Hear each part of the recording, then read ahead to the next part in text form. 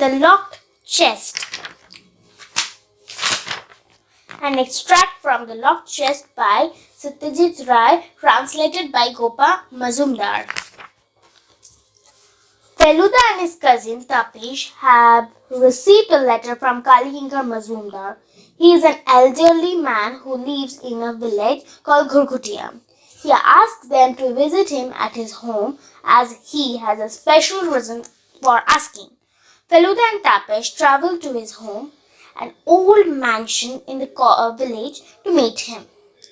The room we stepped into was quite large. It might have seemed even larger had it not been stuffed with so much furniture.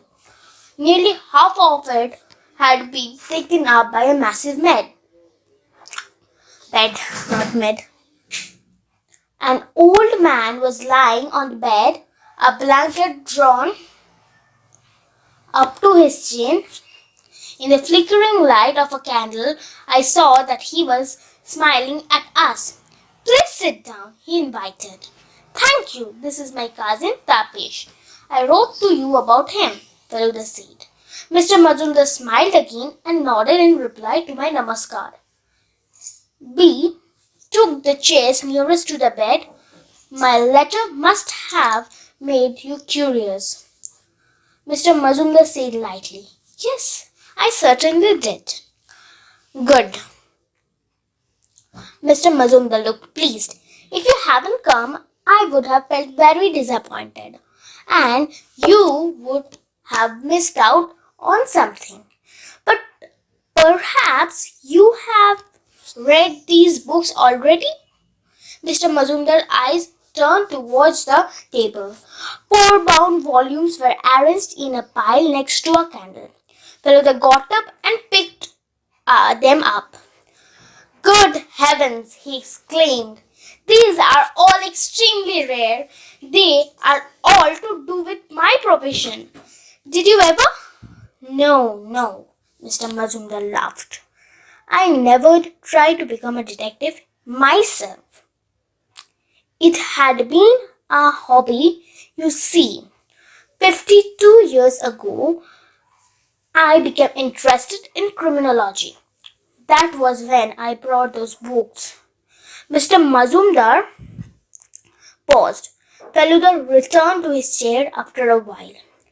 Mr. Majumdar resumed speaking. "I am not only old but also ailing.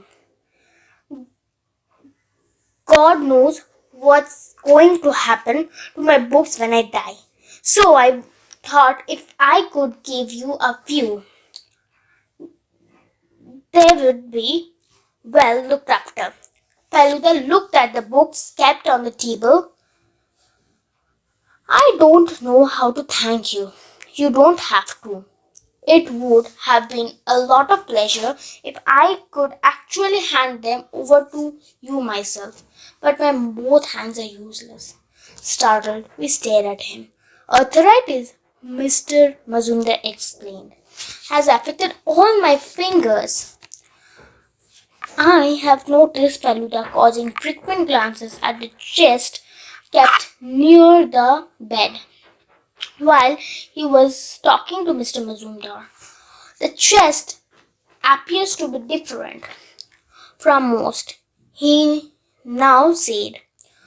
"Does it have a combination lock?" "Correct." Mr. Majumdar smiled. "All it has is a knob with numbers written around it. The chest opens only if you have the knob to rest against some specific numbers. These areas were once notorious for armed burglars, so I thought a chest with a combination lock might be safer than any other." Mr. Majumdar stopped speaking and frowned for a second. Then he called Gokul. The old servant appeared almost instantly. "Bring the bird over here," his master commanded. I did like these people to see it. Gokul disappeared and came back a minute later with the parrot in a cage.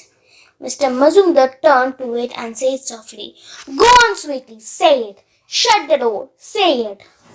For a few seconds, nothing happened. Then suddenly, the parrot spoke in an amazingly clear voice. "Shut the door," it said. "I gave us start, but that wasn't all." "Oh, big fat hen," the bird added. This time I saw Feluda turn his head sharply. Then the parrot said both things together, very quickly. "Shut the door, oh big fat hen." "What does it mean?" Feluda asked after a moment's pause.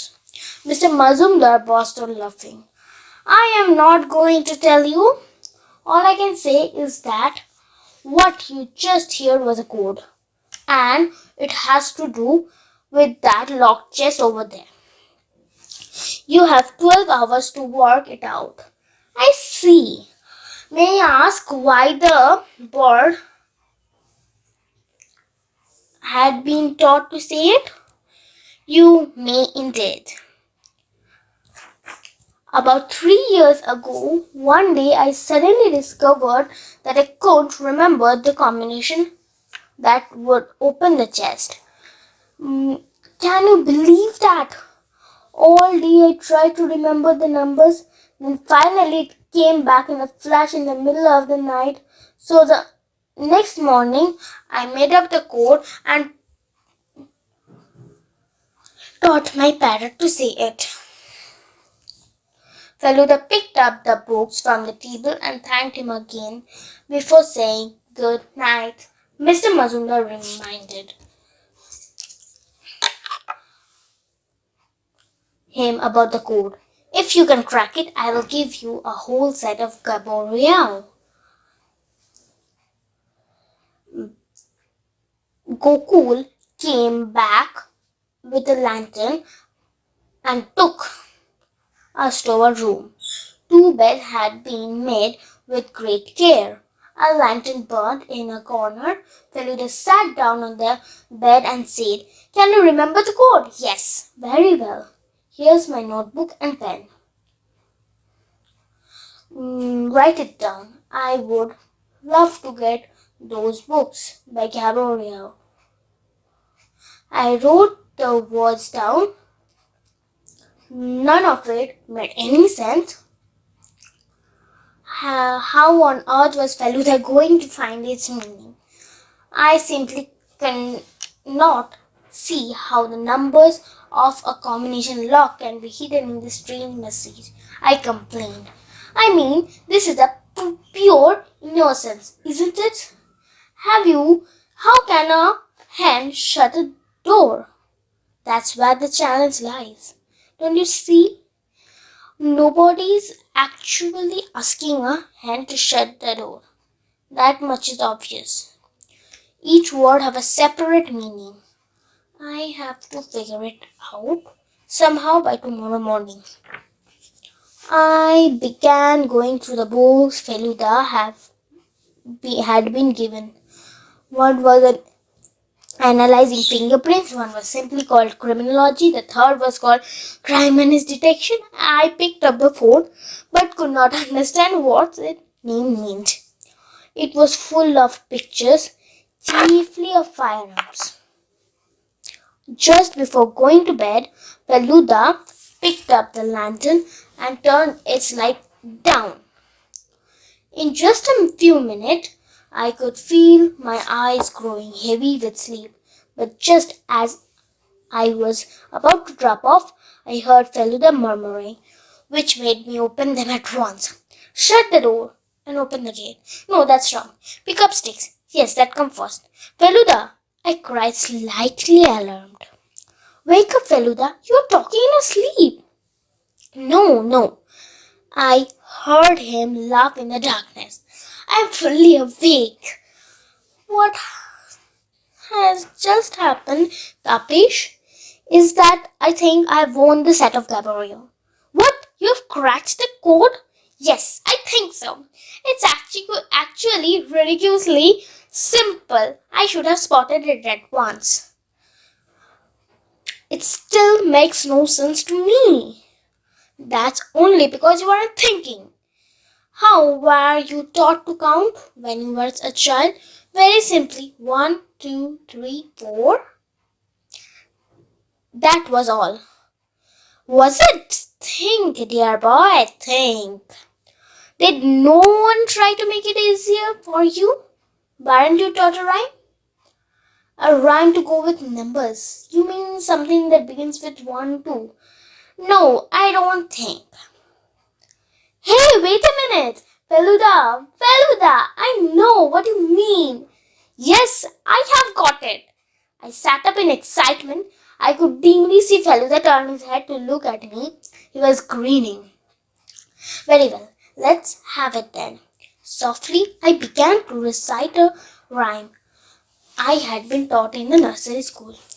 1, 2, buckle my shoe. 3, 4, shut the door. 5, 6, pick up sticks. 7, 8, open the gate. 9, 10, a big fat hen. 11, 12, dig in 12. That'll do.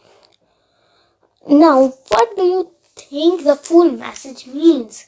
Shut the door, that means 3 and 4.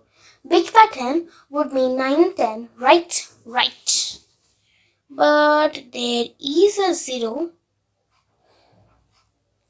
before the big fat hen. That means the whole number is 340910. Simple, isn't it? Now go to sleep. I lay down again amazed at Feluda's cleverness. Thank you.